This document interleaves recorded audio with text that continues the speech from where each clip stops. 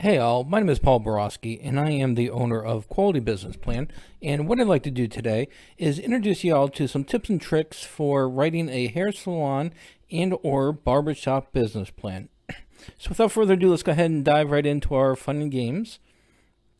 All right, so first thing, before we get started, I do want to give you all a little bit of background about myself, a little infomercial, if you will. First and foremost, I am a professional writer. Specifically, I do write a lot of business plans, a lot of books, and a lot of books about business plan writing. So if y'all want to avoid the business plan writing process, the fun and enjoyment that a lot of people go through and enjoy in the business plan writing process, if you want to forsake that and allow me to participate in that, I would be absolutely delighted to. So just give me a call. And in other words, if you want me to write your business plan, call me. All right, next is I am an author, and I've got a lot of books published on Amazon.com. So if y'all want some information on company reviews, company analysis, business plan writing, check me out on Amazon.com. You won't be sorry. And finally, from an educational and work perspective, I am an adjunct finance professor, subject matter expert for business and finance. So I do have a plethora of experience academically as well as in teaching to solidify my experience and to do what I'm doing. So also, if y'all need some financial projections, please do not hesitate to give me a call. Love to help you with your hair salon or barbershop financial projections as well. Definitely something I do.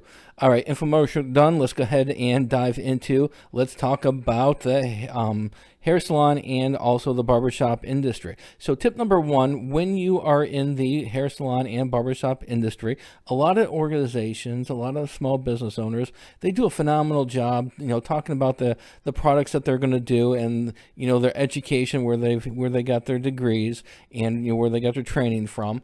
But one thing that in the company summary that a lot of shop owners forget to do is they don't discuss how they're going to pay their employees. Some barbershops and some hair salons, excuse me, what they're going to do is they're pay their employees an hourly wage. And when they pay their employees an hourly wage, you've got a little bit more control over telling them when they need to show up, and how they need to do their job. However, other small business owners for barbershops and hair salons, what they're going to do is they're going to go ahead and they're going to rent their chair. When they rent their chair, then the other person has, a little bit more control over their scheduling. However, excuse me. However, that space is taken, and you can only have so many employees, based on the number of chairs that you have. So make sure when you talk about your company summary to touch on how you're going to be working with your employees, whether they're going to be subcontractors or whether they're going to be paid by the hour or paid by the commission, both. But just touch on that, let the reader know, and also to show your thoughts and ideas as to how you're going to approach your employment strategy. Next is going to be location, location, and location. When you start a barbershop, when you start a hair salon, obviously you don't want to start one next door to a hair salon or a barbershop. You want to go ahead and space out a little bit. Also, what I find when working with barbershop owners and hair salon owners, they like to have a lot of foot traffic. When you want a lot of foot traffic, what you want to do is you want to put your location at more of a strip mall or more of a mall or some kind of area where you've got an anchor store that people are going to be going to, a grocery store, or some kind of store like that. And that way, what you're doing is you're exploiting that opportunity, to build your brand recognition. When people are going to the grocery store, they're going to see your name, posted on big lights above your facility. Or as they're entering or leaving the grocery store, they're going to stop by your place. So now you're taking advantage of the foot traffic and, the big draw that the anchor store is going to give you. So make sure you discuss location. If you're going to do a location that's standalone, make sure you discuss why you're going to do that. Some standalone barbershops and hair salons, they do that because it's going to be in a subdivision, or it's right in the middle of, an apartment complex, a housing division, or even, an office complex. So make sure you discuss your location location and why you selected that particular location. Next is going to be describe the products that you're going the products you're going to offer. Most salons and hair barbershops, they do a fantastic job with describing their products. However, one thing that I do find that a lot of barbershops and hair salon owners are missing the boat on a little bit, or missing an opportunity to take advantage, is to go into details on their competitive advantages. One of the important competitive advantages is that some hair salons or barbershops, they only offer specific practices. Hair salon, they might do color, they might do perms.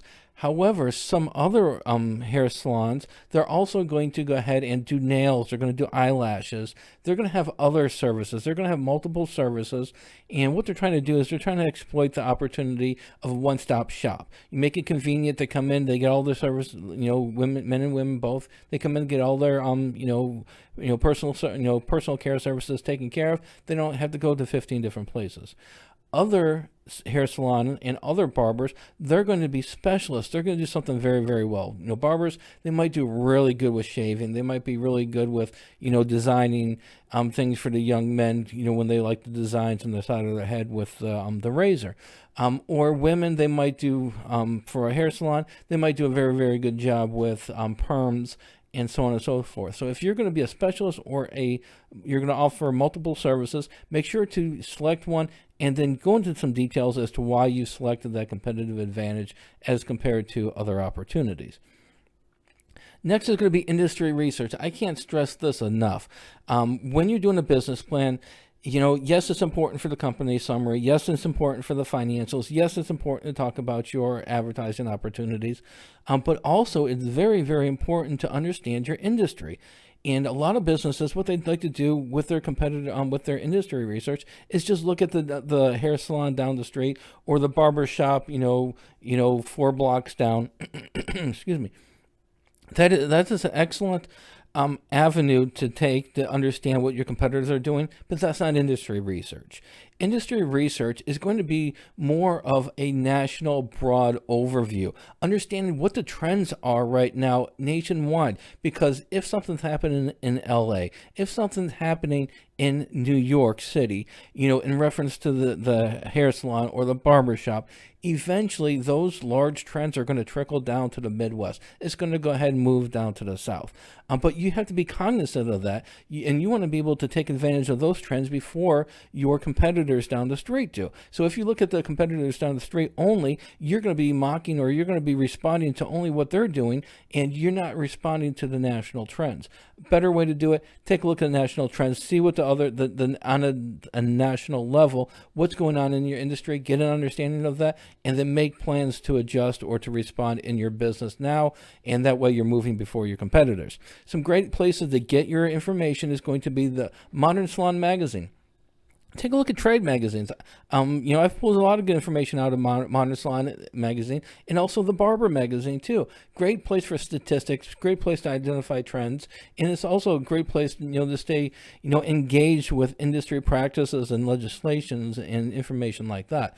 Another thing you want to do when you write your industry research section of your business plan is talk about statistics, and make sure you get your information from reliable sources. For example, right now there's over 80,000 barber salons, barber shops, and hair salons in the U.S. That's a lot of shops. Also, the average space for a barbershop or a hair salon is going to be between 1,000 and 1,500 square feet. Now, if you're planning to have a large, a lot of different chairs, then you're going to want to go a little bit higher. But if it's just going to be you and a couple other people, you might want to go a little bit lower. But when you do your research and your statistics, it's going to give you a good idea of where to start. Another thing you're going to be able to identify when you do your statistic research is going to be revenue growth. If an industry is growing, then that means that obviously more and more people are making money, and that's an excellent opportunity for you. If an industry is shrinking, then you've got to ask yourself, well, why is it shrinking? And if people are falling out of the marketplace, which is could be a good thing, when they're falling out of the marketplace, is it a great time to jump in? For right now, in the hair salon and the barbershop industry, average revenue growth annually is about 1.2%. That indicates that this is a mature industry. There is a demand. It's been sustained and it's growing modestly, which is, again, a fantastic situation. Also, once you do your industry research on a national level and you identify your statistics, then start taking a look at your salons and your barbershops in your area, start visiting them, and do some online research into your competitors in the area as well. So once you understand at a national level, then do your local research, and then you'll be able to take a look at your local competitors, and you're going to be able to understand, are these local competitors responding to the national trends? If they are, you've got a real solid competitor on your hands. If they're not, then you're going to be able to outmaneuver them with the information you found. All right, let's move on to step number 3. Step number 3 is going to be advertising. So most organizations, especially for the hair salon and the barbershop, they do a good job with do a good job setting up the social media. They do a good job setting up their website. However, one thing that just is so critical and is a make or break for a lot of hair salon places and a lot of barbershops is the social media and doing it consistently. Consistency is the key. If you're not posting 2 or 3 times a day or 4 or 5 times a week, then you're not going to keep your audience engaged and they're going to be thinking about somebody else. You have to be persistent. You have to be consistent with your social media, your Facebook, your Instagram, your Twitter. Be consistent, be persistent. Just because you have an account, it might help you sleep at night, but that's about the only thing it's going to do. You have to post. You have to post consistently and persistently. That is absolute key for social media. Keep your audience engaged with your material. It's completely different animal than dropping a flyer once in a while. Social media is consistent and persistence. Website, it's a little bit more static. You put your information up there, you maybe put up a blog once or twice a week or once a month. That's fine. You really don't have to do a lot of work, but just make sure you do your website. Or if you're going to push it, I've seen a lot of companies, hair salons and barbershops, they're going more towards a Facebook page, which is, again, okay if you're going to be consistent and persistent and post new material. My personal preference, have a website. That way on the website you can put most of your traditional information, and then you can have links to your social media for them to get up-to-date information. And another thing to do for hair salons and for barbershops, absolutely critical, is going to be word-of-mouth advertising. Loyal customers are going to talk. If you go ahead and plant the seed of them talking, then more power to you, and it's gonna reap the results. And the way to do that is, once you're done with the service, your hair coloring, or you're trimming up a beard, or you're doing what you're doing with the hair, then what you're going to do is, as they're leaving, ask them if everything's fantastic. If it is, then just, as simple as, hey, tell a friend. That's it. Just you don't have to go. You don't have to push it any further. Just ask them to tell a friend. Tell a family member. Tell somebody about me. If they like your services. If they don't like your services, well, that gives you an opportunity to fix it, and then to make it right. Once you make it right, then go ahead and ask them to tell a friend. It's as simple as that. You plant the seed, tell a friend. That's a great start for word of mouth advertising. And the next tip number 4, is going to be your funding request. A little bit of money. You got to have the money. Any business that's ever been started, that will ever be started, it needs money. I don't care what kind of business it is. You got a lemonade stand? Well, guess what? You're going to need money. You're going to have to buy the lemon somewhere. You have to pay for the water. You have to pay for the cup in which you're going to put the lemonade in. You're going to need money. When you do your funding request and you're telling somebody, how much money you need, why you need it, what you're going to do is you're going to do 3 different steps. First and foremost, you need to identify how much money you're going to be asking for. If you tell somebody you need between $40,000 and $60,000, they're going to be wondering, why is there a $20,000 differentiation between your high and low? What's going on here? Do you not know what you need in order to start the business? People are going to start wondering why you've got a discrepancy. Go in with a dollar amount. Go in a little bit high. It's a lot easier to give money back than to ask for more money. So when you're doing your budget, your funding request, first and foremost, ask for a specific dollar amount. In order to get to that dollar amount, break out your information into different categories. For startup cost, how much you're going to need for labor, how much you're going to need for working capital. So break it out, put it into budgets, and then add it all up, and boom, you got your specific dollar amount. What you also want to show is what you're going to buy with that money. So you did the budgets. Now what you want to do is you want to present the budgets to explain where this money is going to be going. Make sure you talk about your equipment, your chairs that you're going to need to buy. Make sure you talk about your decor. Make sure you talk about, your sign out front. Make sure you talk about your build out and how much it's going to cost for the walls and the flooring, how much it's going to cost for your material, your inventory. Working capital, there's a wonderful term that everybody should know.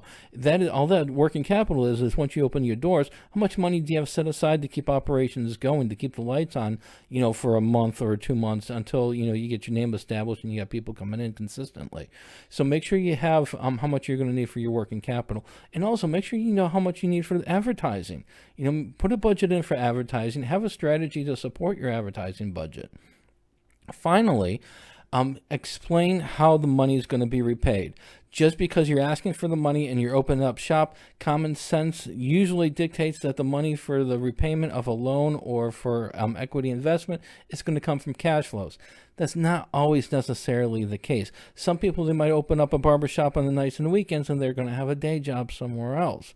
Or they just might open up a barbershop, never even work in that, and they're an executive somewhere and they're just going to continue to fund that barbershop until it makes money. Make sure you discuss where the money is going to come from to repay the investment, whether it be a cash flow from the business, whether it's a day job, or whether even it's mom and pop. We just got out of the whatever, and mom and pop are invested in me, and they're going to continue to give me money until the organization is up and running. So whatever it is, make sure to end the document for the funding request by telling them how you're going to repay the money. Tip number 5, money, money, money, money. Financial projections. How are we going to make money? How much are we going to make? And, what are our bills? What are our costs? So this little structure right here, it's, about 20, 25 lines. This is a real basic, straightforward hair salon and barber profit and loss projection. So the way that I've got this structured is, first and foremost, we're going to identify right here some of the services we're going to offer, and we're going to do average prices and average cost. We're not going to say if orange hair is going to be this much, green hair is going to be this much, blue hair, it's going to be too much information. If you're going to do coloring, if you're going to do shave, what is your average prices? If it's a cut, what is an average price? Next thing, you're going to identify what are some costs. Every time you do a haircut or a hair color, how much is that hair coloring going to cost you? So make sure you identify, what are the costs related to each one of the services provided. That's called your variable cost. So identify your variable costs. Then what you're going to do is you're going to take your variable cost and you're going to subtract it from your sales price. That's going to give you what's called a gross profit. So we're taking the $19.99, we're subtracting the $1 for the cut, and that's going to give us $18.99 as a gross profit. The next thing we need to do here is identify how many haircuts our business is going to offer. If we're going to have like 5 different stylists and they're going to do a total of 12 cuts, well, that's what you're going to do. Is you're going to put it right there. If it's going to be 9 colors in a day, you're going to put it right there. If it's going to be 4 shaves in a day, you're going to put it right there. Then once you have your number of how many times you're going to go ahead and issue that service, you're going to take that number, that 12, and multiply it by your gross profit, and that's going to give you your total gross profit. Once you go ahead and you do your multiplication, you're going to then add up all of your services together, and that's going to give you your total gross profit for the day. Next thing you're going to do is you're going to go ahead and identify all your monthly costs. So your monthly fixed costs, it might be a loan, it might be your inventory that you have to purchase. It's going to be your labor that you have to pay, your space rental, your utilities, your marketing, your accounting, your legal, your insurance, and miscellaneous. Oh my goodness, definitely put a miscellaneous in there. It's real hard to identify what all your monthly costs are, especially if you haven't started. Something's going to sneak up on you and bite you when you're not looking. Make sure you have that miscellaneous in there. Once you have all the different costs involved right here, then go ahead and add them up and put it right here. Once you have this structure set, the next thing you're going to do is go down to this section right here, the monthly profits. You're going to identify how many days a week you're going to be open. So for this example right here, let's say it's June, we're going to be open for 30 days. Then what you're going to do is you're going to take your monthly revenues, your gross profits, and you're going to multiply that by 30. So you're going to take your 30, you're going to multiply it by 530.84 cents. That's going to give you your monthly revenues of $15,925.20. Next thing you're going to do is you're going to take your monthly cost and you're going to go ahead and drop it. And sorry about that. All right, so for once you get your monthly profits, once you get your monthly revenues of the 15,925 and 20 cents, you're going to subtract that from your monthly cost, which comes from right here. You plug it in right here, and it's going to be the $15,000 and change subtracted from your 10,980. That's going to get you your net profits of 4,945. So the beautiful thing about this structure is once you have this all set up and running, this nice, simple, sweet structure is going to allow you to change your sales prices. It's going to allow you to change your variable costs. It's going to allow you to change your monthly fixed costs. And once you do that, you're going to see what your net profits are going to be as you make these changes. So it's a great little tool to give you an understanding what your monthly profits are going to be. Next is going to be, let's see here. All right, so yeah, that is my 5 tips for your hair salon and also your barbershop. If y'all want some more information on how to write a hair salon and barbershop business plan, all you got to do is just mosey over to my website, qualitybusinessplan.com/how to write a hair salon and barbershop business plan. On this website, what I've done is I've put some more information, some more tips and tricks on each segment of your business plan. That way, it'll give you a little bit more insights for completing this plan. If y'all want to go ahead and just give some information on how to write a business plan and you want to read about it in one of my books, go over to the amazon.com/author/Paul Borosky. And once you get there, you'll be able to get all my books, right? All my books that are published. Just, select an industry or just, in general, go ahead and pick up one of my plans, one of my books, and I think you'll find them an interesting read. And finally, in summary, when you're writing your barbershop and your hair salon business plan, make sure to follow a proven format. Go to your SBA website and download a template. Go to my website and download a template that is focused on the hair salon and the barbershop industry. When you follow a proven format, it's going to keep you focused on each segment of the business plan, and you're not all over the place. Stay away from those general business plan templates. If you try to do a template, use a general template, those general templates are meant for manufacturers as well as for pet care and service industry and manufacturing. It's all over the place. They're going to be asking you for information that you really don't need. That doesn't even apply to you. Raw materials. You're not making anything. Yet a lot of these traditional just business plan templates want you to talk about your raw material. It's not important to what you're trying to do. So stay away from those. Go for specialized templates. Finally, location, location, location. If you have a good location and you offer a good product and service, then what you're going to do is you're going to build loyalty. So make sure you pick a good location that's going to be easily exploited for you. And finally, you need help? Contact me. You don't want to write your business plan? Contact me. You need some help with your financial projections? Contact me. Give me a call. Send me an email address right here. Give me a call right here. If you need some assistance with writing your plan, be absolutely delighted to do it. All right, so that wraps up this little game that I've got going on here. Hopefully this was helpful with the tips and tricks. And if you did like the video, give me a thumbs up. And I look forward to working with you on your future business plans. Thank you, thank you, thank you.